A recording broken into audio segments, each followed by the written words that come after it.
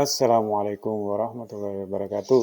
Saya Jalimin Suryono SST dari SMK Negeri 6 Buton Utara, calon guru penggerak Angkatan 10 Kabupaten Buton Utara, Provinsi Sulawesi Tenggara. Pada video kali ini saya akan menyampaikan aksi nyata modul 1.4 penerapan budaya positif.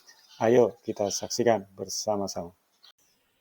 Aksi nyata ini adalah merupakan implementasi dari rencana tindak lanjut koneksi antar materi pada modul 1.4 terkait dengan penerapan budaya positif di SMK Negeri 6 Buton Utara. Adapun lini masa dari aksi nyata ini adalah terdiri dari tahapan persiapan, yaitu tanggal 14 sampai 30 Mei 2024. Di antaranya memahami konsep, koordinasi dengan atasan, membuat fokus aksi nyata, membuat tujuan aksi nyata, menyusun RTL, dan menyiapkan sumber daya. Tahapan pelaksanaan pada tanggal 31 Mei sampai dengan 5 Juni 2024. Terdiri dari implementasi konsep-konsep inti modul 1.4, membagikan pemahaman dan pengalaman kepada rekan sejawat, memantau, mengevaluasi, dan menyusun laporan aksi nyata. Sedangkan tahapan yang terakhir adalah tindak lanjut, yakni pada tanggal 31 Mei sampai dengan 14 Juni 2024. Antara lain mendiskusikan aksi nyata, berbagi pengalaman praktik baik, menindaklanjuti aksi nyata, yaitu melanjutkan program yang sudah sukses dan mengembangkan program baru hasil evaluasi. Tujuan pembelajaran khusus adalah CGP dapat menyampaikan pembelajaran dari penerapan konsep inti dari modul budaya positif, serta pemahamannya mengenai konsep-konsep inti dalam modul budaya positif. Ada dua hal yang dilakukan dalam aksi nyata ini, adalah yang pertama, membagikan pemahaman terhadap konsep-konsep kunci dalam modul budaya positif, yaitu perubahan paradigma belajar, disiplin positif, motivasi perilaku manusia, kebutuhan dasar, posisi kontrol, restitusi, keyakinan kelas, dan segitiga restitusi. Yang kedua adalah membagikan pengalaman dan pembelajaran didapat setelah menerapkan konsep-konsep kunci tersebut di sekolah, yakni pada rekan-rekan sejawat dan peserta didik. Berikut adalah implementasi konsep-konsep inti dalam modul budaya positif di lingkungan kelas, dimulai dari pembuatan keyakinan kelas. Semangat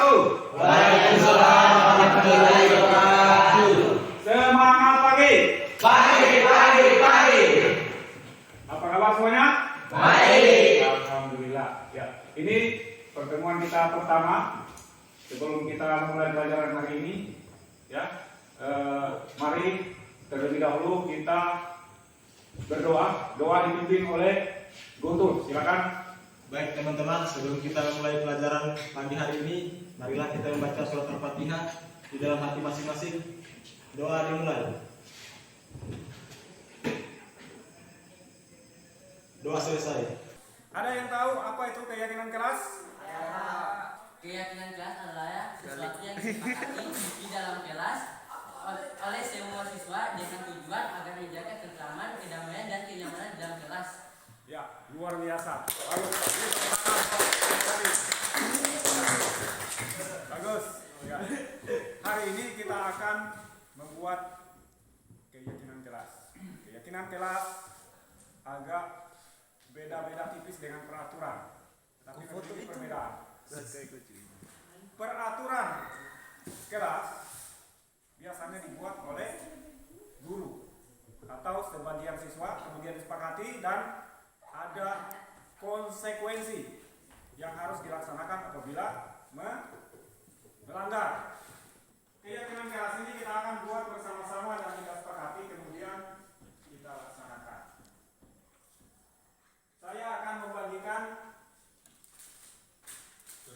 kertas, kemudian kalian tulis satu saja apa yang Anda inginkan tentang kelas ini terkait dengan nilai-nilai kebajikan. Pertanyaannya adalah Untuk menciptakan suasana kelas dan lingkungan belajar yang nyaman, saya akan pilih. Paham? Oke, sekarang kita mulai.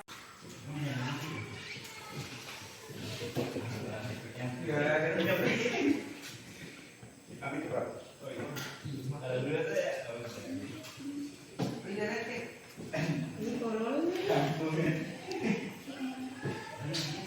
Nama ditempel di situ saya. Asin. Sana tulis yang sama. Yang mana untuk tulis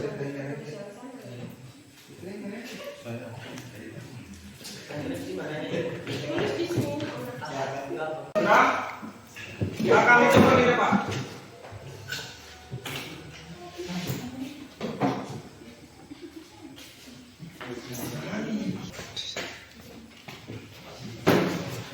Mari di depan, langsung ditempel.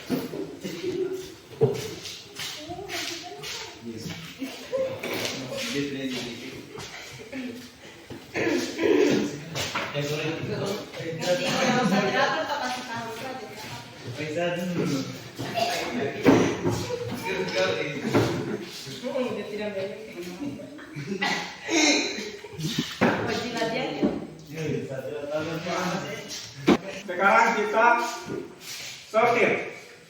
Yang sama kita eliminasi. Yang tidak sama silakan dicatat di depan bendahara kelas. Satu orang lagi, Guntur. Tolong dibacakan. Ambil satu persatu baru dibaca, kemudian dicatat di sana. Tulis di sana nomor 1 bagian atas. Menjaga kebersihan kelas. Menjaga kebersihan kelas. Silakan dicatat.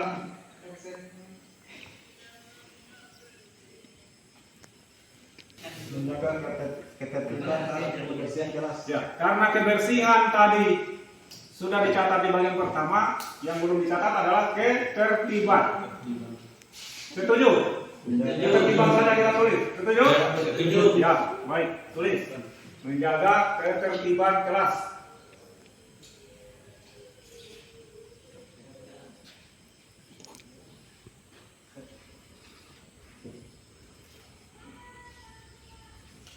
Saling menghargai.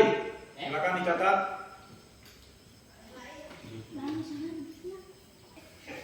Hadir tepat waktu di sekolah. Hadir tepat waktu. Belum ada ya? Menjaga kebersihan kelas. Sudah ada ya tadi? Menghargai sesama teman.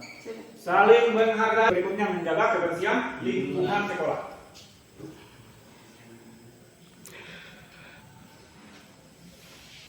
Saling menghargai teman dan guru. Saling menghargai. Membersihkan lingkungan kelas.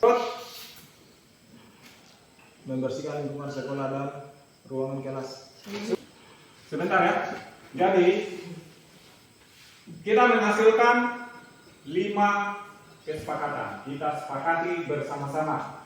Setelah kita sepakati berarti tinggal kita laksanakan. Kita sudah berjanji di dalam diri kita masing-masing. Tidak ada paksaan, keyakinan kelas di dalam 1 semester ke depan.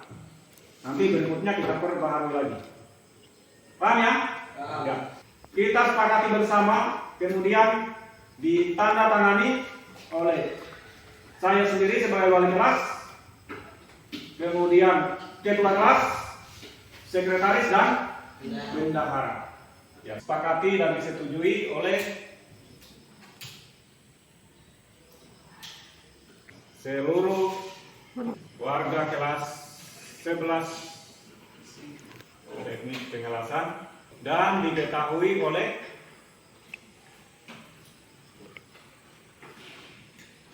saya selaku wali kelas akan tanda tangan dulu, kemudian ketua kelas silakan maju.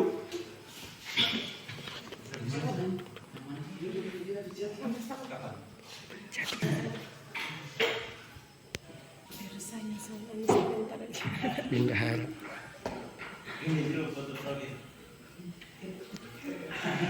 Berikutnya, sekretaris.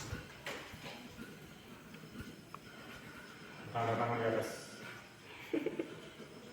Berikutnya, bendahara silakan.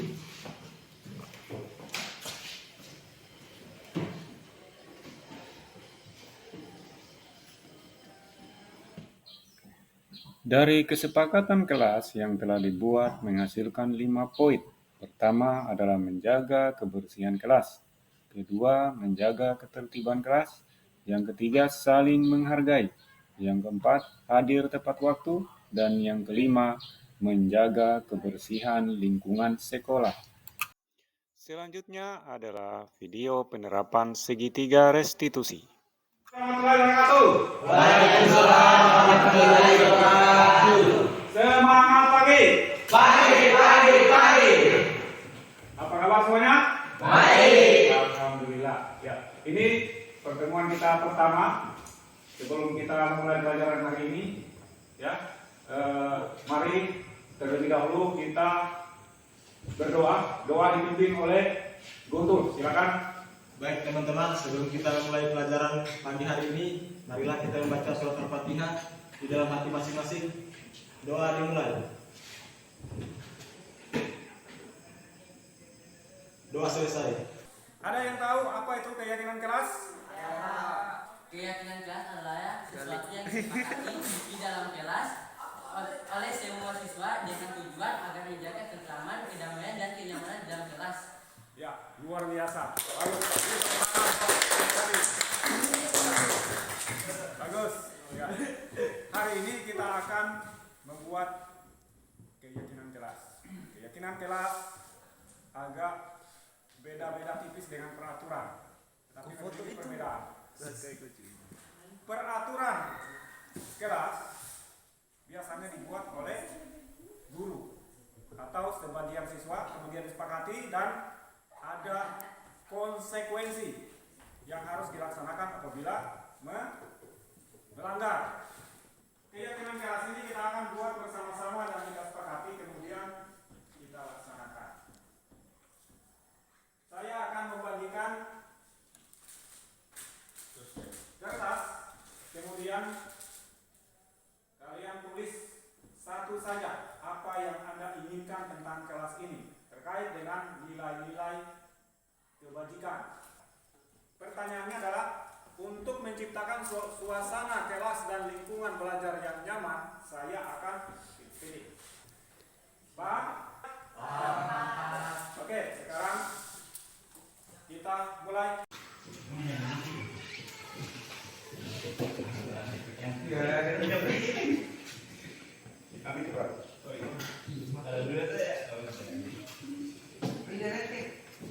Ini kolonnya. Nama ditempel di situ Setefa. Kristin, Sana tulis yang sama. Yang aneh untuk tulisan yang sama.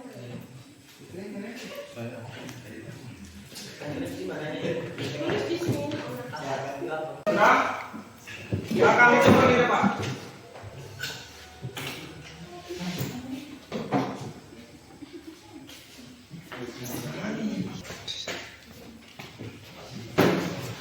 Mari di depan, langsung ditempel.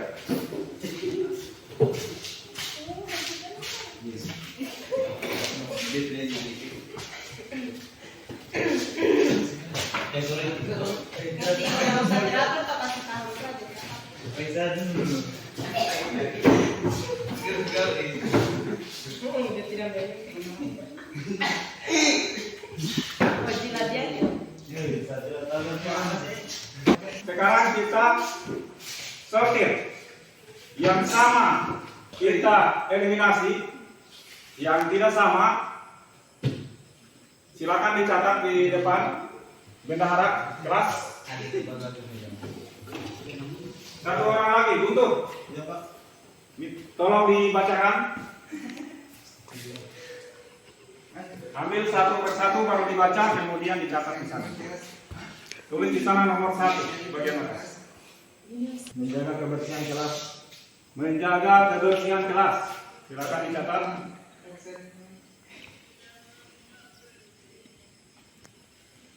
menjaga ketertiban dan kebersihan kelas. Ya, karena kebersihan tadi sudah dicatat di bagian pertama, yang belum dicatat adalah ketertiban.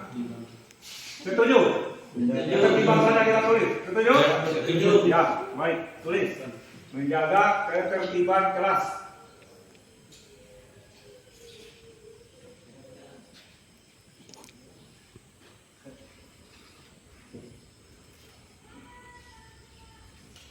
Saling menghargai. Silakan dicatat.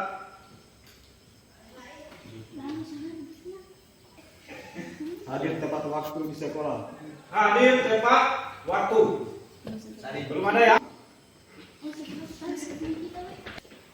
Menjaga kebersihan kelas. Sudah ada ya tadi? Menghargai sesama teman.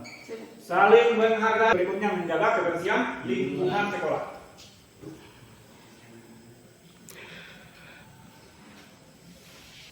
Saling menghargai teman dan guru.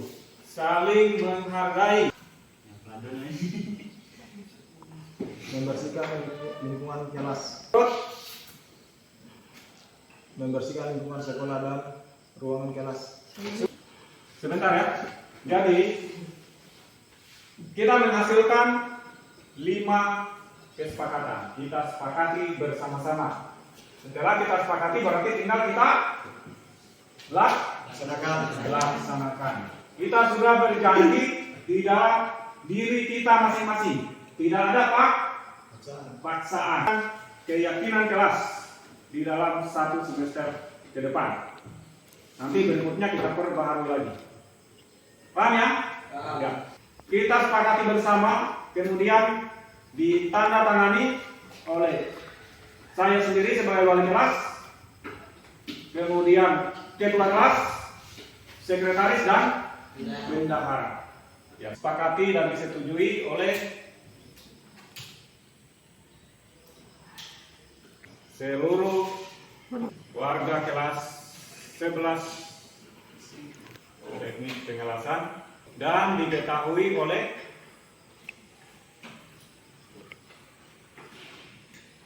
saya selaku wali kelas akan tanda tangan dulu, kemudian ketua kelas silakan maju.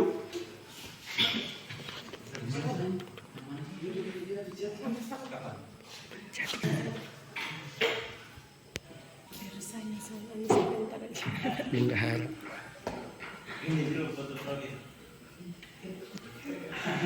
Berikutnya sekretaris. Tanda tangan di atas. Berikutnya bendahara silakan.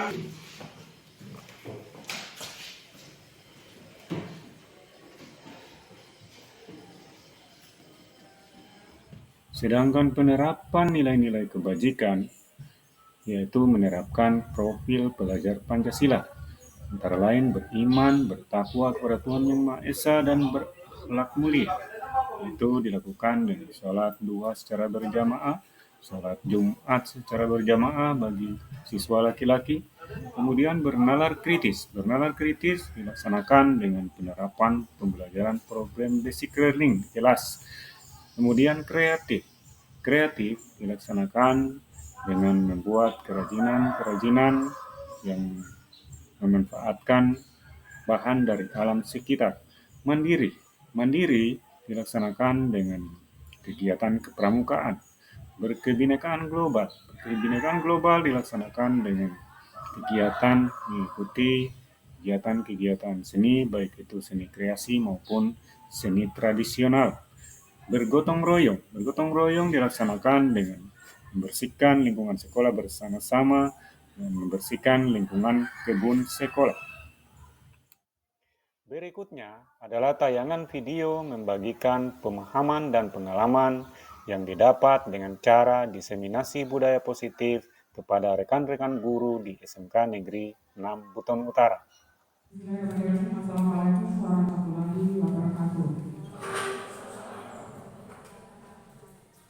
Yang terhormat Kepala SMK Negeri 6 Buton Utara, yang kami hormati rekan-rekan guru, pendidik serta tenaga kependidikan SMK Negeri 6 Buton Utara. Pertama-tama, marilah kita panjatkan puji dan syukur kehadirat Allah Subhanahu wa Ta'ala karena berkat limpahan rahmat dan karunia-Nya sehingga pada pagi hari ini kita berkumpul di ruangan lab fisika atau sekarang digunakan sebagai aula SMK Negeri 6 Buton Utara dalam rangka melaksanakan dua kegiatan, tapi yang pertama itu yang dilaksanakan adalah kegiatan berbagi praktik baik budaya positif CGP Angkatan 10. Baiklah, untuk mengefisienkan waktu, mungkin acara kita yang pertama itu yaitu berbagi praktik baik budaya positif CGP Angkatan 10. Untuk mempersingkat waktu, acara kita akan mulai dengan acara pembukaan. Dimohon kesediaan kepada Bapak Kepala SMK Negeri 6 Buton Utara untuk membuka acara. Bismillahirrahmanirrahim. Assalamualaikum warahmatullahi wabarakatuh. Yang sama-sama berbahagia, sekaligus yang terhormat teman-teman Dewan Guru SMK Negeri 6 Buton Utara, terutama teman kita Pak Jalil Suryono yang sementara menyelesaikan tugas CGP Angkatan 10, dan terlebih teman-teman yang lain yang masih berjuang, yang mudah-mudahan kita ke depan akan sampai pada titik yang sama seperti hari ini. Oleh karena itu, segala puji bagi Tuhan Yang Maha Kuasa, mari kita sama-sama memanjatkan di mana kesempatan hari ini, alhamdulillah dengan segala tantangan dan hambatan, ya, namun kesempatan pula kita masih diberikan segalanya sehingga kita tetap bersama-sama di sini. Oleh itu tidak lain bahwa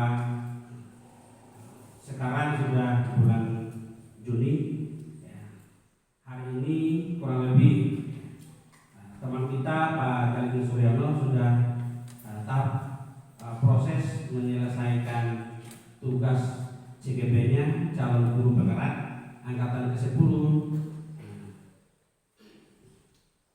bahwa kurang lebih selama 1 bulan ini, sudah 1 bulan lebih, hampir 2 bulan, ya beliau untuk kesempatan sekarang yang mempunyai tugas untuk melaksanakan diseminasi di sekolah masing-masing, di mana kegiatan ini adalah setelah mereka menjalani proses, maka tugas mereka di 1 bulan lebih ini adalah melakukan belajar praktik, ya, budaya positif di masing-masing sekolah.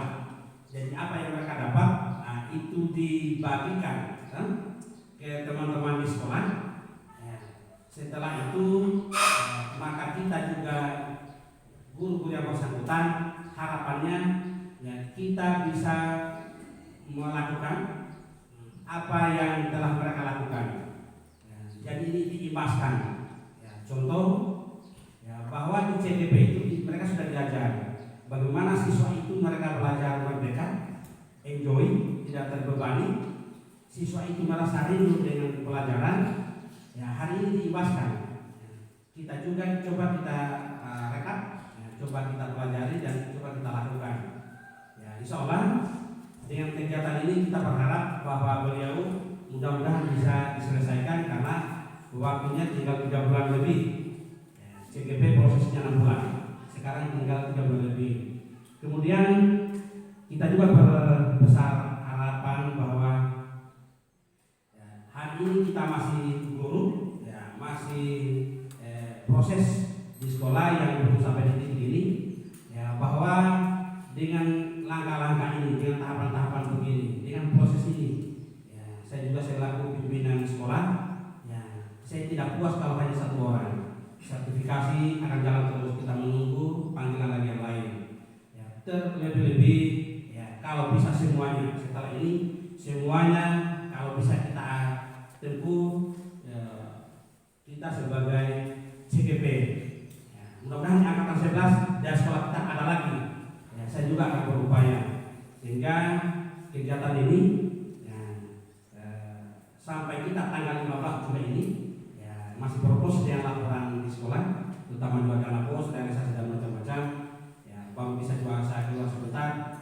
Tadi makanya kegiatan ini kita anggap luar biasa pentingnya, ya, sehingga terakhir mungkin yang bisa kami sampaikan, ya marilah kita ikuti sama-sama ini, ya mudah-mudahan ini bisa bermanfaat untuk kita semua, ya. Dan mungkin di kurang lebih sudah hampir jam 9, sebentar mungkin ada kegiatan dua lain, ya, dan lain-lain. Ya, oleh itu mungkin, ya, terima kasih banyak kepada kita semua.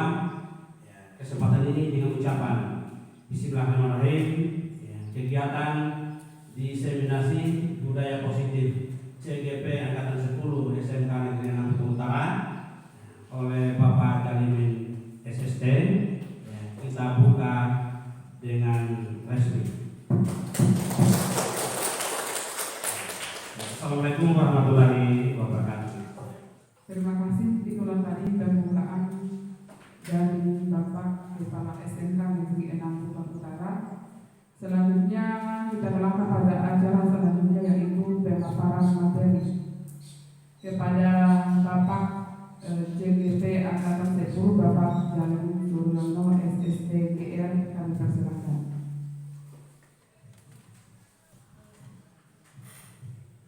Bismillahirrahmanirrahim. Assalamualaikum warahmatullahi wabarakatuh. Yang terhormat Bapak Kepala SMK Negeri 6 Bintang Utara, yang terhormat Ibu Asep Kurikulum, Bapak dan Ibu para wakil kepala sekolah yang terhormat, Bapak dan Ibu serta seluruh Dewan Guru dan staf tata usaha SMK Negeri 6 Bintang Utara. Pertama-tama tentunya marilah kita senantiasa memanjatkan puji dan syukur kehadirat Allah Subhanahu wa Ta'ala, hingga pada sampai detik ini kita masih diberikan kekuatan, kita masih diberikan kesehatan, sehingga kita bisa berkumpul di tempat ini bersama-sama untuk menghadiri kegiatan diseminasi budaya positif dari calon guru penggerak, saya sendiri Jalimin Suryono SST. Terima kasih pula saya sampaikan kepada Bapak Kepala Sekolah yang telah memfasilitasi dan memberi dukungan kepada saya, dan rekan-rekan semua juga saya ucapkan terima kasih yang sebesar-besarnya karena telah meluangkan waktunya untuk berpartisipasi di kegiatan ini. Dan selanjutnya saya akan memaparkan materi terkait dengan budaya positif. Sebelum kita memulai, mungkin untuk menjaga suasana, dimohon untuk berdiri dulu semua. SMK bisa. SMK hebat. Guru SMK Negeri 6 Bintang Utara. Silakan duduk kembali. Terima kasih Bapak Ibu.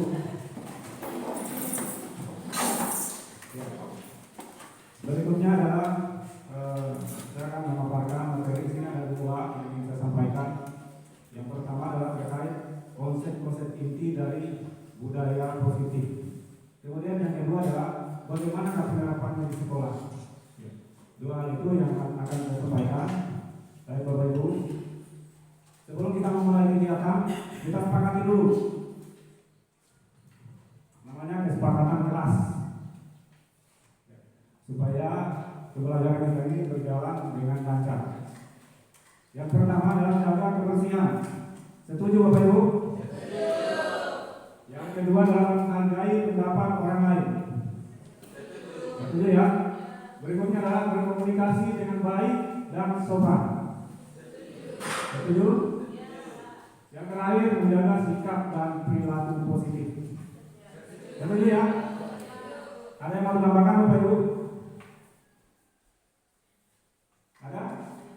Ya, kalau tidak ada, dengan demikian kita tetapkan bahwa 4 poin ini adalah menjaga kebersihan, mengenai pendapat yang baik, berkomunikasi dengan baik dan sopan, menjaga sikap dan perilaku positif. Ya, ini menjadi keyakinan kita bersama para yakini dalam hati bahwa ini adalah perlu kita laksanakan selama kegiatan ini berlangsung.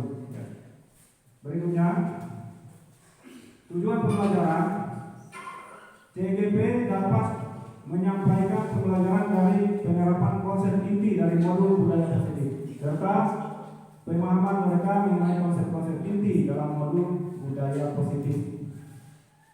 Ini adalah tujuan pembelajaran yang akan kita capai.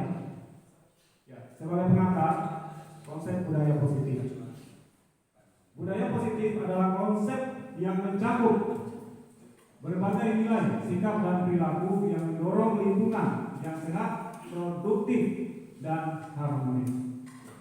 Dalam konteks organisasi, budaya positif dapat berarti adanya kerjasama yang baik antara anggota tim, komunikasi terbuka, penghargaan terhadap prestasi, dan dukungan terhadap pengembangan pribadi dan profesional. Sedangkan di lingkungan sekolah, budaya positif bisa tercermin dari suasana belajar yang menyenangkan, saling menghormati antara siswa dan guru, serta adanya program-program yang mendukung kesejahteraan mental dan fisik siswa. Jadi menerapkan budaya positif tidak hanya meningkatkan kepuasan dan kinerja individu, tapi juga menciptakan komunitas yang lebih kuat dan mampu menghadapi tantangan yang lebih baik. Ada 7 konsep inti dari budaya positif ini adalah: yang pertama adalah perubahan paradigma belajar, yang kedua disiplin positif, yang ketiga motivasi perilaku manusia, yang keempat kebutuhan dasar manusia, yang kelima ini double ya, posisi kontrol dan restitusi, yang ketujuh segitiga restitusi. Baik, kita lanjut. Mulai dari pertama, perubahan paradigma belajar. Ada sebuah cerita Bapak Ibu sekalian, mungkin sebagai gambaran, ada 2 orang A dan B. A menggenggam sebuah benda yang sangat berharga di dalam hidupnya. Dia tidak mau memperlihatkan atau membuka genggaman tangannya kepada si B. Si B berusaha sedemikian rupa untuk membuka kepalan tangan si A dengan berbagai macam cara, menghadik, merayu, menggelitik, bahkan mengancam. Ya. Pertanyaannya Bapak Ibu sekalian, jika Bapak Ibu posisinya sebagai A, apa yang akan Anda lakukan? Apakah akan membuka kepala tangannya atau tetap mempertahankan? Karena ini adalah benda yang sangat berharga. Kepada Pak Sohar mungkin. Baik Pak, terima kasih. Untuk menurut saya Pak mungkin dipertahankan. Iya Pak. Baik, terima kasih. Ada pendapat lain Bapak Ibu? Atau sepakat semua dengan pendapat Pak Sohar? Ya baik, terima kasih. Mungkin alasannya apa Pak Sohar?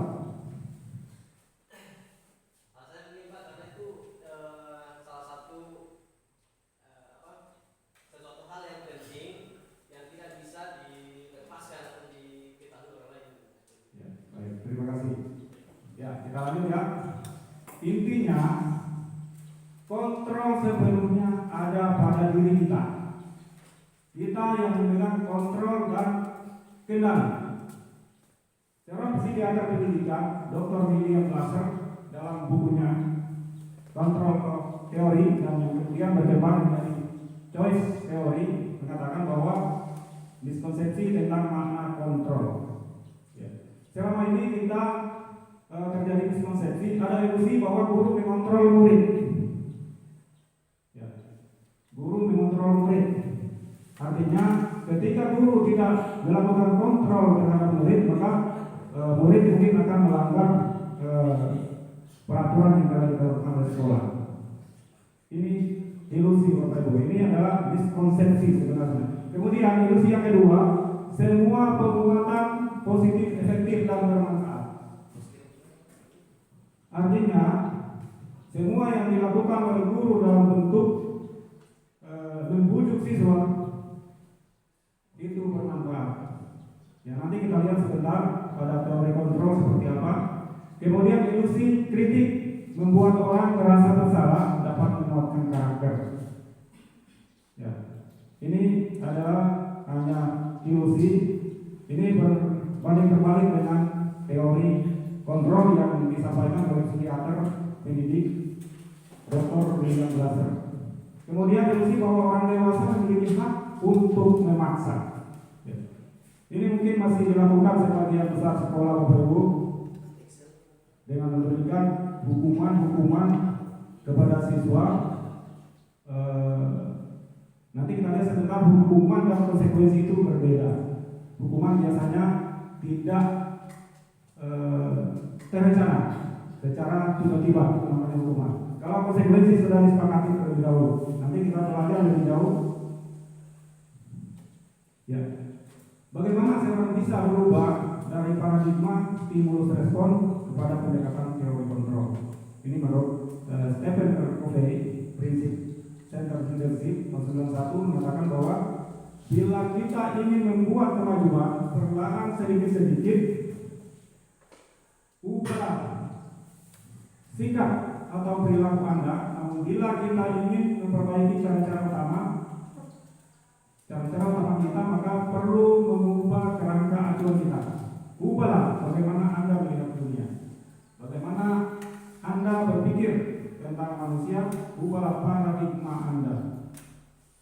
Skema pemahaman dan penjelasan aspek-aspek tertentu tentang realitas. Ini berkaitan dengan realitas. Ya, ada dua teori stimulus respon dan teori kontrol. Pada teori stimulus respon, realitas atau kebutuhan kita semua sama. Kebutuhan kita semua sama. Kalau kita kaitkan dengan siswa, apakah kebutuhan siswa di kelas semua sama? Menurut teori kontrol itu berbeda. Makanya ada pembelajaran berdiferensiasi. Sedangkan teori kontrol atau realitas kebutuhan kita berbeda. Ini yang mendasari sekarang lagi digalakkan pembelajaran berdiferensiasi. Kemudian semua orang melihat hal yang sama. Menurut teori kontrol, setiap orang memiliki gambaran yang berbeda. Berikutnya, perilaku buruk dilihat sebagai suatu kesalahan. Ini menurut stimulus respon. Karena suatu kesalahan makanya diberi hukuman, konsekuensi, dan lain-lain sebagainya. Kemudian semua perilaku memiliki tujuan. Ya, inilah yang mendasari teori kontrol, dan selanjutnya kita akan belajar tentang restitusi. Orang lain bisa mengontrol saya. Ya. Sesuai dengan tadi ilustrasi genggaman tangan tadi, hanya Anda yang bisa mengontrol diri Anda. Mau dibuka genggaman tangannya tadi atau tidak, diri sendiri yang menentukan. Artinya tadi ada pendapat yang berbeda. Saya yang memegang kontrol. Kalau saya mau buka, boleh, tergantung situasi dan kondisi. Kemudian pemaksaan ada pada bujukan gagal. Ya. Sedangkan teori kontrol, kolaborasi dan konsensus menciptakan pilihan-pilihan baru. Tidak ada pemaksaan, dia hanya konsensus dan menciptakan pilihan-pilihan baru. Berikutnya dalam model berpikir menang kalah. Kalau di teori stimulus ada yang menang, ada yang kalah. Korban dirugikan. Kemudian model berpikir teori kontrol, dua-duanya menang. Biasanya korban mendapatkan ganti. Baik Bapak Ibu, kita lanjut. Yang kedua adalah disiplin positif dan nilai-nilai kebajikan universal. Karena disiplin kalau berdiri sendiri jadi berubah, berbeda dengan ditambahkan yang kata positif. Disiplin positif adalah pendekatan dalam mendidik dan membimbing anak-anak yang berfokus pada pengembangan sikap perilaku, baik melalui cara-cara yang konstruktif dan mendukung. Ada makna disiplin, kebanyakan orang menghubungkan disiplin itu dengan tata tertib. Ada juga teratur. Ada juga kepatuhan dan peraturan. Ya, kata disiplin juga sering dihubungkan dengan hukuman, padahal sungguh berbeda. Karena belajar disiplin positif itu tidak harus menghukum. Ya. Dalam budaya kita, kata disiplin dihubungkan juga dengan kepatuhan yang berkaitan dengan ketidaknyamanan. Kalau namanya hukuman pasti tidak nyaman, Bapak Ibu. Ada yang merasa nyaman dengan hukuman? Saya kira tidak ada ya. Ya. Jadi disitulah di hadapan kawan-kawan menyatakan bahwa untuk mencapai kemerdekaan atau dalam konteks pendidikan kita saat ini, untuk menciptakan murid yang merdeka, syarat utamanya adalah harus ada disiplin yang kuat. Disiplin yang kuat maksudnya di sini adalah disiplin yang muncul dari dalam diri sendiri, dari motivasi intrinsik, motivasi diri siswa, tidak harus melalui kontrol guru. Itu yang dimaksud dengan disiplin yang kuat menurut Jakarta. Berikut nilai kebajikan universal. Ya, nilai-nilai kebajikan universal adalah seperangkat nilai-nilai yang disepakati bersama oleh umat manusia di seluruh dunia, kemudian dianggap memiliki tujuan yang mulia. Memiliki tujuan yang mulia. Ini terlepas dari suku, bangsa, agama, bahasa manapun, kemudian latar belakang. Kebajikan universal ini misalnya mandiri, tanggung jawab, empati, saling menghormati, dan lain-lain yang tidak tertulis secara resmi sebagai peraturan, tetapi diakui bahwa itu adalah memiliki nilai. Ya, untuk di sekolah nilai-nilai kebajikan profil pelajar Pancasila ini yang diterapkan ada 6 dimensi. Yang pertama adalah beriman, bertakwa pada Tuhan Yang Maha Esa, berakhlak mulia. Kemudian mandiri, bernalar kritis, berkebinekaan global, bergotong royong dan kreatif. Yang ketiga, teori motivasi, hukuman, penghargaan dan restitusi. Ya. Ada 3 yang mendasari perilaku manusia untuk bertindak atau melanggar nilai-nilai kebajikan. Yang pertama adalah menghindari ketidaknyamanan atau hukuman. Ini yang terjadi ketika siswa kita takut karena dihukum, sudah pasti tidak akan hadir dari awal di sekolah karena takut dihukum. Itu namanya menghindari ketidaknyamanan. Yang kedua, untuk mendapatkan imbalan atau penghargaan dari orang lain. Dia bersemangat ke sekolah misalnya hanya karena mendapatkan uang saku dari orang tua. Kemudian untuk menjadi orang yang mereka inginkan dan menghargai diri sendiri dengan nilai-nilai yang mereka percaya. Kebutuhan yang ketiga ini adalah ini merupakan yang paling baik di antara 3 kebutuhan. Berikutnya hukuman, teori motivasi, hukuman dan penghargaan. Ya, masih teori motivasi, hukuman dan penghargaan. Hukuman itu bersifat tidak terencana atau tiba-tiba. Anak tidak tahu apa yang terjadi, biasanya bersifat searah, datangnya langsung dari guru. Hukuman itu bisa berupa hukuman fisik dan psikis. Yang jelas hukuman itu baik hukuman fisik maupun psikis dua-duanya menyakitkan. Berikut disiplin dalam bentuk restitusi. Ya, inilah pendekatan yang menekankan pada pemulihan dan perbaikan atas kerugian kesalahan yang telah dilakukan. Daripada hanya memberikan hukuman, restitusi menuntut individu yang melanggar aturan atau bertanggung jawab atas tindakan mereka dengan cara-cara konstruktif. Kita lanjut, Bapak Ibu, ada hukuman dan penghargaan. Hukuman dan penghargaan sangat berpengaruh terhadap perkembangan karakter siswa jangka pendek dan jangka panjang. Kemudian penghargaan tidak efektif. Penghargaan juga bisa merusak hubungan. Penghargaan mengurangi ketepatan. Penghargaan menurunkan kualitas. Penghargaan mematikan kreativitas. Penghargaan bisa menghukum.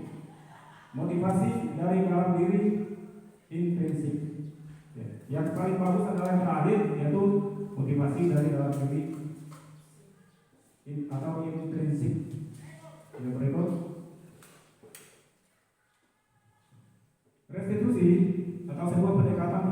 dengan disiplin positif. Restitusi biasa kita dengar kata restorasi.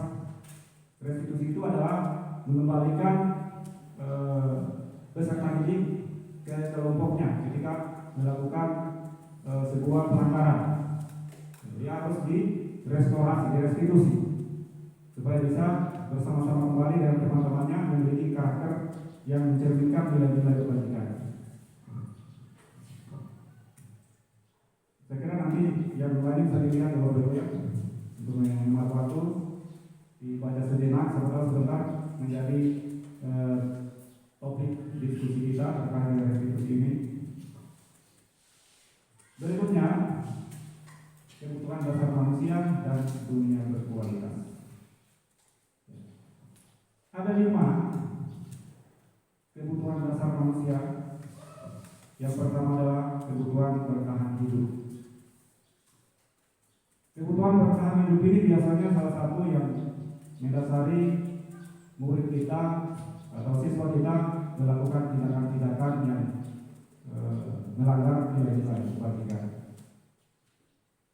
Saya kasihkan contoh Bapak Ibu, misalnya ada si A atau seorang siswa datang di sekolah, kemudian dia merampas makanan temannya. Ya, itu tidak boleh langsung dikasih hukuman, harus dicari tahu apa masalahnya.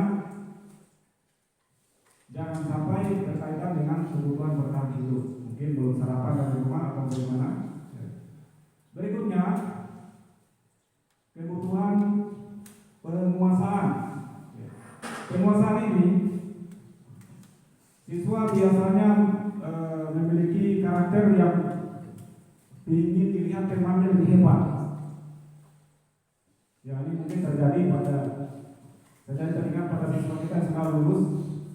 Kita sebutkan namanya, dia merasa lebih hebat, ya, kemudian dia bangga dengan teman-temannya ketika dia bisa mengerjai gurunya. Itu namanya kebutuhan penguasaan. Ya. Saya juga dapat setelah pelajari teori ini ternyata ada yang mendasari setiap tindakan yang dilakukan oleh siswa. Kemudian berikutnya kebutuhan kasih sayang yang merasa diterima. Biasanya mencari-cari perhatian depan gurunya. Nah itu karena didasari oleh kasih sayang dan merasa diterima. Mungkin ini kadang-kadang kalau ibu guru yang masuk, kalau siswa laki-laki ya cowoknya tersiul. Nah itu didasari oleh kebutuhan yang merasa diterima, ingin diperhatikan. Berikut kebutuhan kebebasan. Dia ingin bebas. Mungkin dia merasa tidak nyaman belajar di kelas. Ya. Jadi terjadi Bapak Ibu siswa keluar kadang tanpa izin, nah itu didasari oleh kebutuhan kebebasan. Kemudian kebutuhan kesenangan. Jadi dia hanya ingin mengerjakan temannya supaya dia merasa senang, terhibur dan lain-lain sebagainya. Ya. Itulah yang mendasari tindakan daripada manusia dalam melanggar nilai-nilai kebajikan. Ya. Dunia berkualitas. Apa itu dunia berkualitas? Dunia berkualitas adalah tempat khusus dalam pikiran kita. Itu hanya angan-angan. Di antara 5 kebutuhan ini, biasanya hanya 1 atau 2 atau beberapa. Kalau semua bisa terpenuhi, itu namanya dunia berkualitas. Itu gambaran dunia berkualitas. Tapi sayangnya Bapak Ibu, dunia berkualitas itu hanya khayalan. Ya, tapi nilai-nilai kebajikan yang hakiki dalam dunia berkualitas kita bisa terapkan, butuh kerjasama kita semua, kolaborasi guru, siswa, orang tua murid. Ya, kita lanjut 5 posisi kontrol. Ya, ada 5 posisi kontrol. Yang pertama adalah sebagai penghukum. Ketika kita memberikan hukuman kepada siswa kita, maka itu adalah berupa sebagai penghukum. Kita sebagai guru, kita bisa memposisikan diri kita di antara 5 posisi kontrol ini. Namun, di antara 5 posisi kontrol ini ada yang terbaik. Sebagai penghukum, Bapak Ibu, apakah ini menurut Bapak Ibu boleh diterapkan atau tidak? Tadi sudah dijelaskan bahwa Hukuman itu berupa fisik dan psikis, menyakitkan. Sebagai pendukung, ya saya kira ini nanti kita perlu kita tinjau kembali mungkin peraturan-peraturan yang ada di sekolah kita. Kemudian pembuat merasa bersalah. Biasanya guru akan bersuara lebih lembut. Saya kasih contoh, ya misalnya kenapa kamu melakukan begitu nak? Tidak kasihannya sama Pak Guru, nanti dimarahi kepala sekolah. Nah itu dia akan merasa bersalah. Ternyata itu juga mempengaruhi perkembangan karakter siswa. Kedua, yang ketiga, sebagai teman. Sebagai teman, kita memposisikan diri sebagai teman ada plus minusnya. Pada saat kita mengawasi, kita bertanggung jawab atas perilaku orang-orang yang kita awasi. Maaf ya, guru pada posisi ini tidak akan menyakiti murid, namun akan tetap berupaya mengontrol murid melalui persuasi. Namun ada sisi negatif, ada sisi positif. Sisi positif akan terjalin hubungan yang baik antara guru dengan muridnya. Sisi negatifnya adalah ketika dia membutuhkan kita dan kita tidak punya waktu atau tidak kesempatan untuk membantu dia akan membenci kita. Bahkan mungkin dia bisa mengeluarkan kata-kata yang tidak baik karena dia menganggap kita sebagai temannya. Kemudian sebagai pemantau, pada saat kita mengawasi, kita bertanggung jawab atas perilaku orang-orang yang kita awasi. Posisi pemantau berdasarkan pada peraturan-peraturan dan konsekuensi. Ketika kita melihat siswa terlambat misalnya, nah kemudian kita ingatkan jam berapa sekarang, itu merupakan posisi pemantau. Terlambat berapa menit? Kemudian apa konsekuensinya? Ya, misalnya lari di lapangan. Berikut adalah posisi diri sebagai manajer. Posisi diri sebagai manajer adalah posisi di mana guru berbuat sesuatu bersama dengan murid. Mempersilakan murid mempertanggungjawabkan perilakunya, mendukung murid agar dapat menemukan solusi dan permasalahan sendiri. Ini adalah posisi sebagai manajer. Berikut keyakinan kelas. Ya tadi ada 7 konsep inti, salah satunya keyakinan kelas. Yang double tadi keyakinan kelas. Ya, mengapa keyakinan kelas? Mengapa tidak peraturan kelas? Ada yang bisa jelaskan Bapak Ibu? Mengapa bukan peraturan kelas? Mengapa harus keyakinan kelas? Kalau peraturan biasanya dibuat oleh guru atau beberapa siswa kemudian dilaksanakan secara bersama-sama dan memiliki konsekuensi. Kalau keyakinan dibuat bersama-sama siswa secara kolaboratif kemudian dilaksanakan secara bersama-sama karena diyakini di dalam hati mereka bahwa itu memiliki nilai-nilai universal yang memiliki tujuan yang mulia. Keyakinan kelas ini dibuat disepakati oleh guru dan seluruh siswa. Ya, jadi berbeda ya peraturan kelas dengan keyakinan kelas. Ya, di sini penyerapan keyakinan kelas saya sudah praktikkan di kelas Bapak Ibu. Bisa kita lihat videonya sebentar. Hari ini kita akan membuat keyakinan kelas. Keyakinan kelas agak beda sekali dengan peraturan.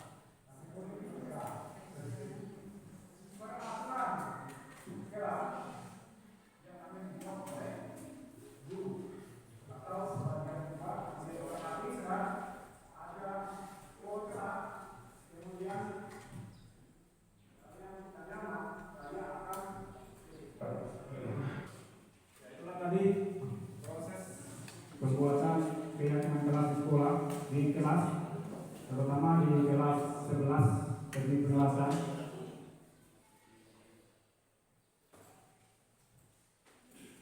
Berikutnya adalah restitusi segitiga. Restitusi segitiga adalah menciptakan kondisi bagi murid untuk memperbaiki kesalahan mereka. Ada 3 sisi dari segitiga. Sisi yang pertama, yang bagian bawah, menstabilkan identitas. menstabilkan identitas. Ketika murid kita melakukan sebuah kesalahan, kita bisa langkah pertama yang dilakukan adalah menstabilkan identitas dengan memberikan kata-kata yang mengembalikan identitas mereka supaya mereka bisa terbuka dengan kita. Misalnya, setiap orang pasti pernah melakukan kesalahan. Kamu bukan satu-satunya yang pernah melakukan ini. Ini adalah tahapan menstabilkan identitas. Biasanya setelah menstabilkan identitas, kemudian kita melakukan validasi tindakan yang salah. Kamu tentunya punya alasan mengapa melakukan itu. Dalam menstabilkan identitas, yang kedua adalah validasi tindakan. Ada cara yang lebih efektif untuk mendapatkan apa yang kamu butuhkan. Sisi yang ketiga adalah menanyakan keyakinan. Ya, dari keyakinan kelas yang telah dibuat tadi, kita bisa menanyakan dari apa yang kamu lakukan, kira-kira keyakinan kelas mana yang telah dilanggar, kesepakatan kelas yang mana yang telah dilanggar. Biarkan siswa teringat. Berikut, kamu ingin menjadi orang yang seperti apa? Kita bertanya apa yang mereka inginkan. Jadi inilah restitusi segitiga Bapak Ibu. Selanjutnya penerapan budaya positif. Ya, ini adalah video penerapan keyakinan kelas tadi sudah. Mungkin kita bisa lihat lagi penerapan segitiga restitusi. Untuk berapa ini?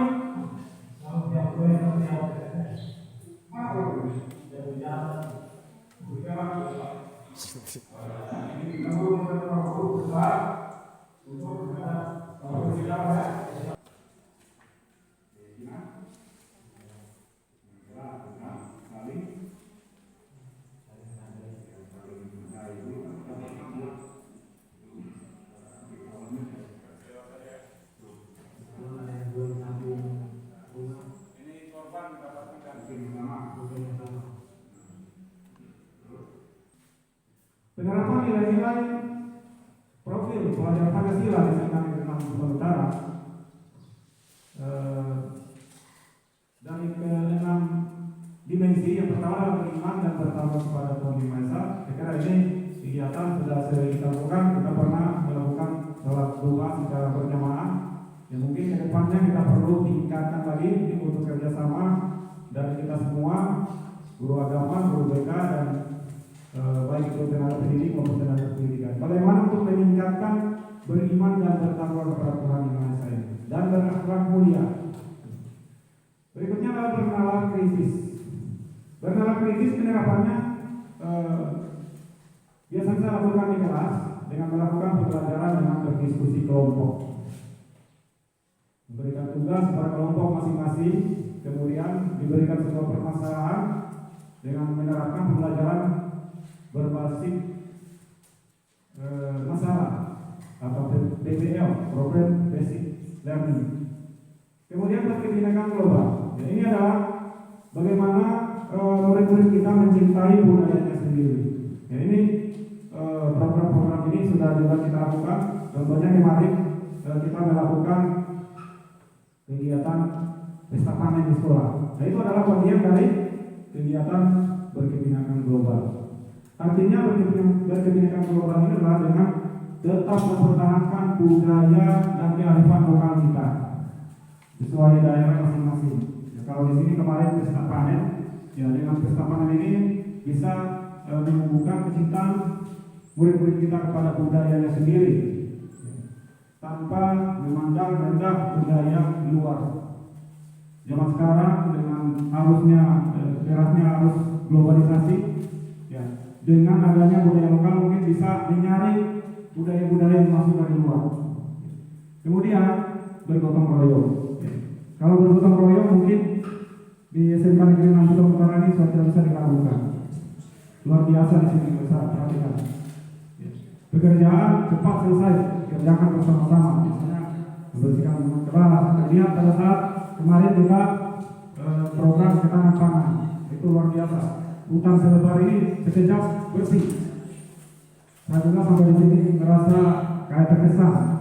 selama satu kajian bau-bau, kita suruh cabut rumput tidak mau. Guru sendiri yang kerjakan. Di sini luar biasa. Kemudian kreativitas. Kreativitas kemarin juga sudah lakukan dengan melakukan praktik-praktik di kelas 11 teknik pengelasan, membuat kerajinan-kerajinan dengan memanfaatkan sumber daya yang ada, yang segala keterbatasan, tapi memanfaatkan sumber-sumber daya yang ada di dalam sekitar. Inilah penyerapan nilai-nilai budaya Pancasila. Masih banyak beberapa kegiatan yang bisa tampilkan ini sedikit. Ya, karena kegiatan apa ini lomba kemarin ya, ini terkait dengan berkebijakan global. Kemudian kegiatan pramuka yaitu menumbuhkan karakter sikap mandiri siswa. Ya, kemudian yang ini kemarin kegiatan sholat tua berjamaah itu adalah beriman dan bertakwa kepada Tuhan Yang Maha Esa. Kemudian beban berikutnya ini gotong royong ya. Ya, berikutnya pembelajaran di kelas dengan menerapkan problem based learning. Dari sana siswa berdiskusi kelompok, mandiri, ada bertanggung jawab di situ. Mandiri itu dilakukan di kelas, misalnya siswa mempresentasikan hasil diskusinya. Itu nilai mandiri. Ya, kemudian ini kreatif. Ya, banyak kegiatan-kegiatan yang sifatnya kreatif. Lanjut Bapak Ibu. Terima kasih. Itulah tadi pemaparan dari Pak Jalimin CGP Angkatan 10. Sebelum kita melangkah pada acara selanjutnya, mungkin kita beri aplaus dulu untuk pemaparan materi yang tadi. Acara selanjutnya diskusi. Baiklah, untuk diskusi mungkin pertama itu saya persilakan dulu dua penanya untuk menanyakan materi yang belum ditanyakan atau mungkin masih kurang jelas. Dua orang dulu untuk penanya pertama.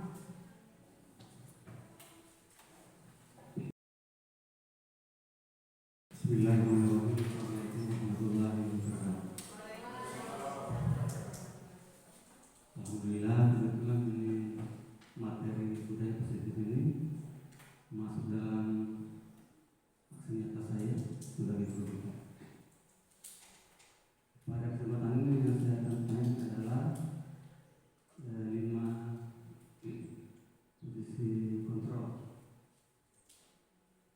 Nah, di sini ada poin kelima, yaitu posisi guru sebagai manajer. Jadi yang saya tanya pada kajian ini adalah bagaimana penjelasan konkretnya tentang guru sebagai manajer. Terima kasih.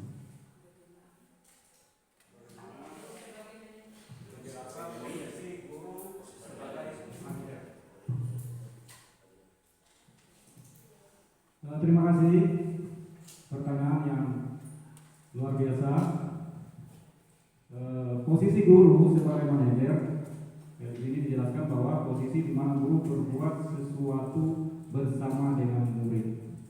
Posisi sebagai manajer bukan berarti bahwa mengabaikan posisi teman dan sebagai pemantau.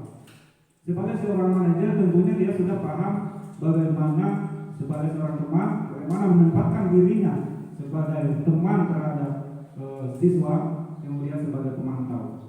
Ya, mungkin dia bisa mengontrol juga dirinya supaya efek yang ditimbulkan, efek negatif yang ditimbulkan memposisikan diri sebagai teman tadi bisa dihindari. Ya, kemudian sebagai manajer ini adalah posisi yang terbaik.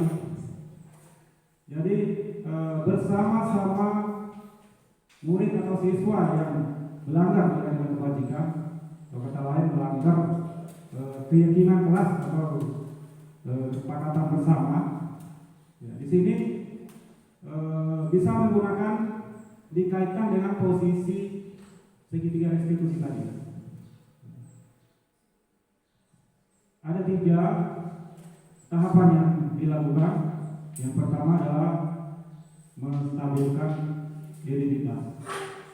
Kemudian Memvalidasi tindakan. Dan yang terakhir adalah menanyakan keyakinan. Keterampilan itulah yang harus dimiliki oleh seorang manajer. Saya kira demikian Pak Nasrul. Ada yang tanggapan lagi, silakan. Jadi saya terima kasih kepada kita semua, terutama pada Pak Jalimi telah memberikan materi disiplin positif ini. Yang ini sangat besar kaitannya dengan guru BK. Saya sebagai guru BK di sekolah Islam yang ini saya akan belajar dari Pak Jalimi karena beliau adalah senior di sini, terutama yang ada kaitannya dengan materi disiplin positif ini. Baik, terima kasih kepada Pak Nasrul. Pak Nasrul.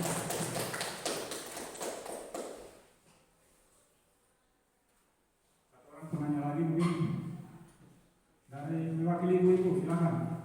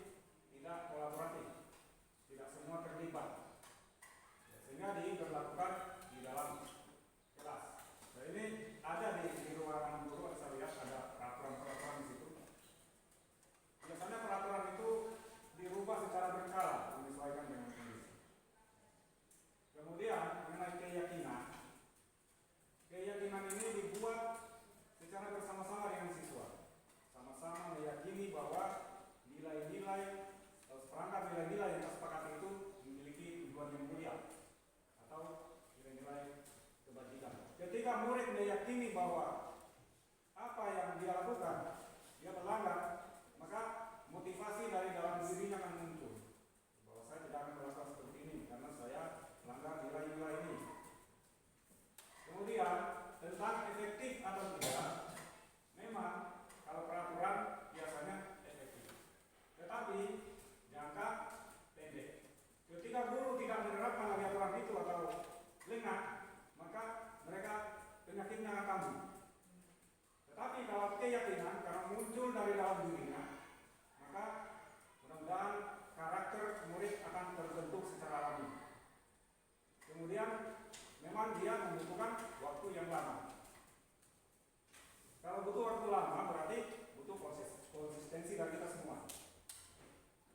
Saya kira demikian Pak Soal. Iya Pak, terima kasih. Oke. Ya, terima kasih. Itu tadi pertanyaan dari Pak Suhartinata. Pertanyaan yang super. Selanjutnya masih ada pertanyaan lagi dari guru lain sebelum kita lanjut pada. Silakan. Bismillahirrahmanirrahim. Assalamualaikum warahmatullahi wabarakatuh. Terima kasih kesempatan yang kita berinya atas semua pimpinan pada moderator yang lalu. Yang saya tanyakan adalah dalam diskusi itu ada 3 istilah yaitu hukuman, konsekuensi dan restitusi. Jadi kalau bisa dijelaskan apa perbedaan dan penerapan.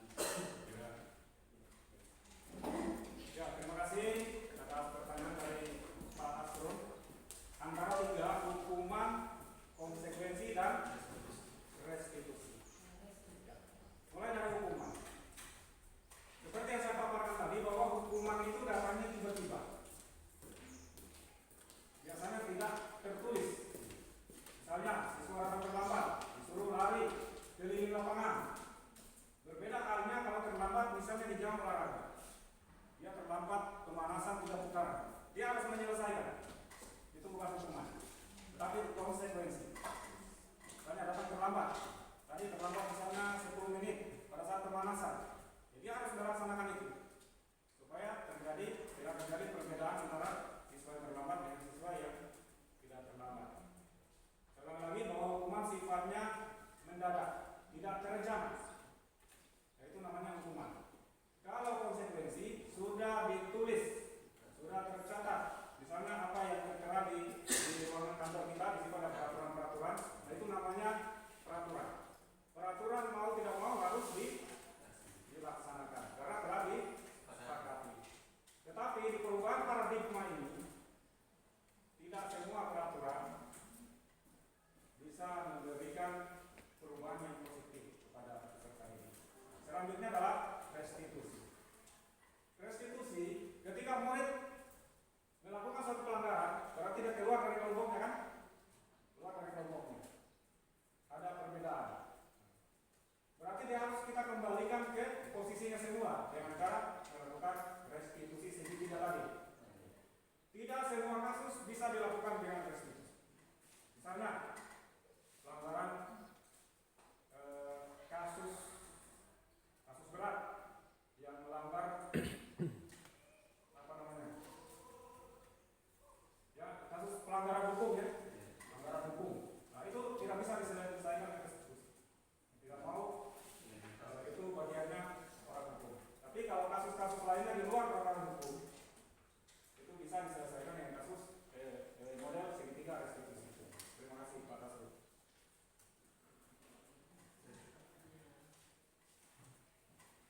Bagaimana?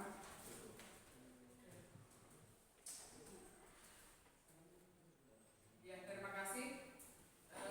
Itu tadi acara diskusi kita. Mungkin sudah cukup pertanyaan dari teman-teman, sudah banyak yang mewakili.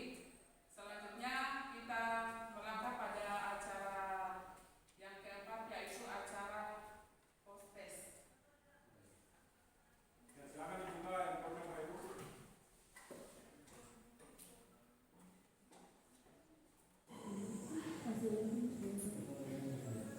Sudah bisa dimulai ya?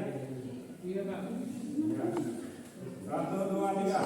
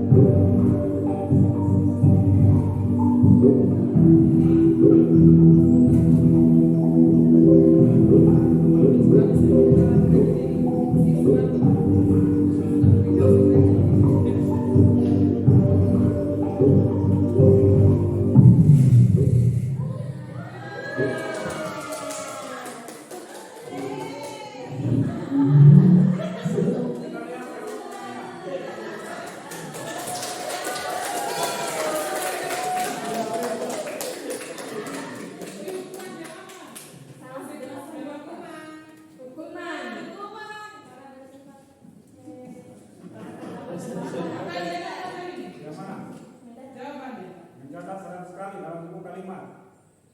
Saya tidak akan terlambat lagi. Alat ini. Pertanyaan saya sendiri.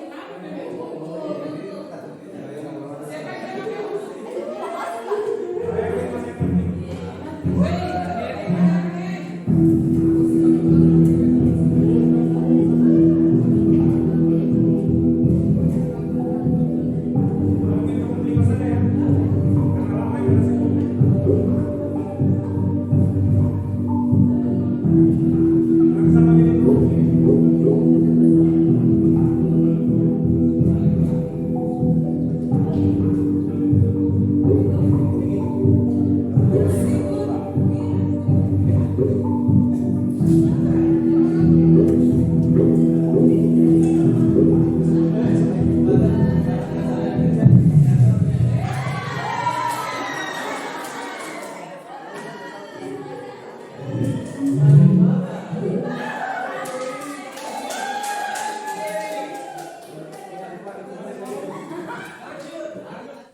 kasih. Itulah tadi rangkaian acara dari berbagi praktik baik budaya positif CGP Angkatan 10. Maka setelah kegiatan proses tadi, seluruh rangkaian acara untuk kegiatan CGP Angkatan 10 ini sudah berakhir dan kita tutup dengan ucapan Alhamdulillahirrahmanirrahim dan dengan harapan semoga apa yang kita pelajari hari ini bermanfaat untuk kita ke depannya. Amin. Selanjutnya mungkin yang akan menutup adalah Bapak Kepala SMK Negeri 6 Utara kepada Bapak. Terima kasih. Terima kasih. Assalamualaikum warahmatullahi wabarakatuh. Bapak Jalimin Suryono, SST GR, teman-teman Dewan Guru semua, kita didampingi oleh Kepala Sektor Guru, bahwa di kegiatan kita ini kurang lebih ya 1,5 jam kita sudah selesaikan. Sedikit mungkin pertama ini yang bisa kami sampaikan bahwa GM-nya kemarin ya, itu prosesnya 1 tahun. Kalau sertifikasinya kita kemarin ya kurang lebih ya kurang lebih 1 tahun juga.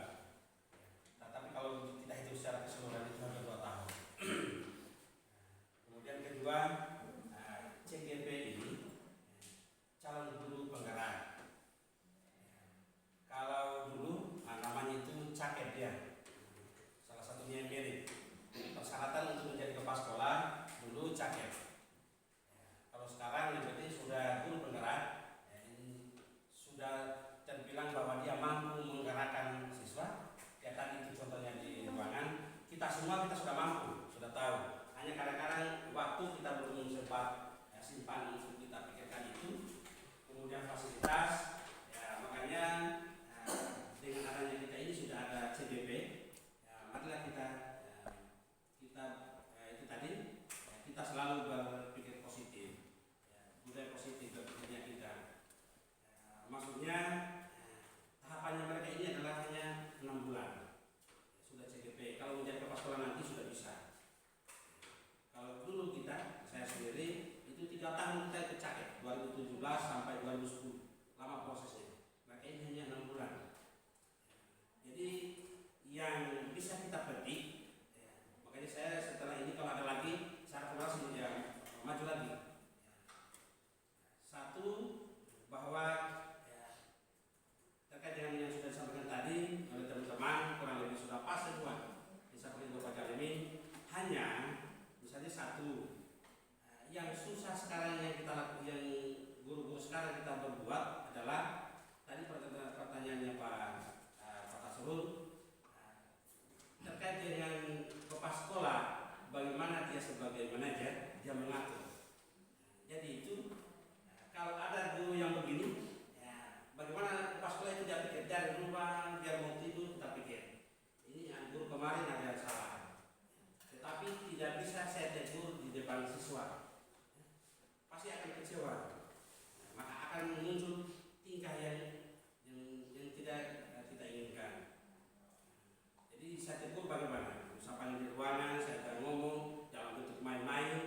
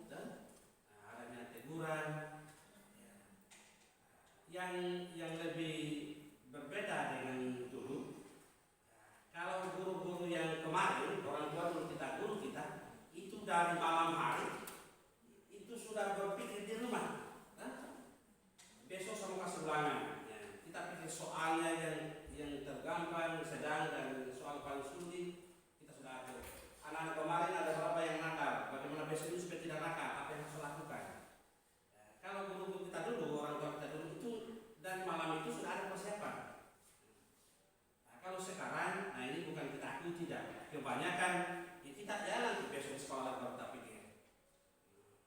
Mestinya perencanaan itu kita guru sebagai manajer yang kita atur itu. Jangan dibawa sedikit akal sebenarnya. Ini dia kelihatan kemarin kita beli satu burung itu apa ini kertas manila rumahnya dipakai itu. Itu bisa dipakai untuk media. Tadi itu tuh salah contohnya. Kemudian yang kalau zaman sekarang kalau yang lebih menarik sudah yang begini-begini, bukan hanya kertas, yang tempel-tempel dalam bentuk permainan. Makanya saya sudah mencatat juga kemarin itu, insya Allah ke depan ini sebagai bentuk rekomendasi, masukan juga di Bajalemin, kita coba upayakan. Kelas kita kemarin ini kan ada 7. Insya Allah kalau tahun ini pertama itu sudah 9. Kita coba upayakan pengadaan fokus. Jadi yang itu akan menarik, akan tertarik. Tapi itu tadi jangan hanya pakai fokus terus, tidak bisa mungkin pertemuan berikutnya dalam bentuk apa lagi. Jadi ini dari kurang lebih saya juga sudah 1 tahun bersama-sama ini yang kita ubah pelan-pelan. Sama juga saya tidak pernah menegur guru kenapa kamu bukan kasih catatan, jelaskan hanya sepotong malah belum jelaskan dan seterusnya. Jadi kita jawab dalam bentuk begini. Jadi kita sama-sama. Kalau kemarin saya tegur mungkin ada yang kecewa dia kepas sekolah ini tegur kita lagi. Tidak, kalau saya langsung juga hanya begitu. Saya hanya lihat apa yang kurang, kemudian itu yang kita perbaiki. Tadi tantangannya seperti itu. Kalau saya mau stres selama 1 tahun kemarin sudah bisa saya stres. Saya lihat juga kondisi sekolah. Tapi ini adalah tanggung jawab kita semua, mari sama-sama. Dengan adanya PMM ini, alhamdulillah kita bisa menjawab masing-masing diri. Itu mungkin yang bisa saya sampaikan juga dari kegiatan kita ini. Olehnya itu karena pentingnya ini.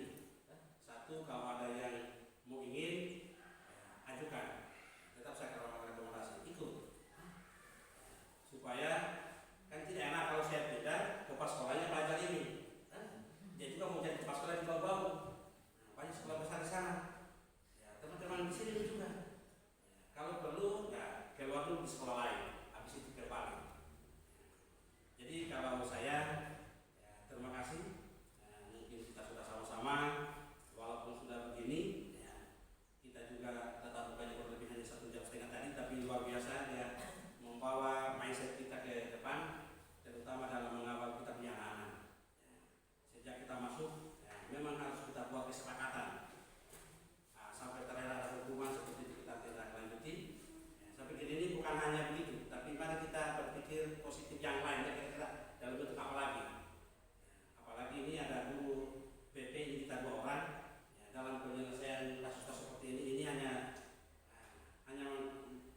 istilahnya ini hanya tutup mata salah saya lain selesai. Tetapi jangan hanya Bapak Ibu, kita impaskan juga ke teman-teman lain, sehingga kita berharap saya juga setelah ini kegiatan kita ini sebenarnya kemarin itu kita akan sama-sama dengan pengawas. Tapi 1 orang kemarin Pak Heli itu di Kusu Barat, Pak Maulidi di Kusu Utara, mereka masih jalan. Kaitan di Kecamatan Gulus kemarin. Kebetulan hari ini juga bertepatan dan ada kegiatan penyelesaian tugas CGP diseminasi, maka kita coba ikuti dulu ini, karena biar tidak ada pengawas, tidak ada pendamping. Setelah itu mungkin sebentar kita cerita sedikit mungkin yang bisa kita lakukan terkait tugas kita. Setelah itu karena ada juga kedukaan, mungkin bagaimana kita atur sebentar.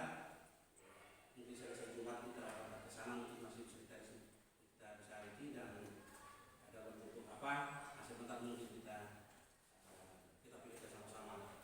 Oleh karena itu terakhir kali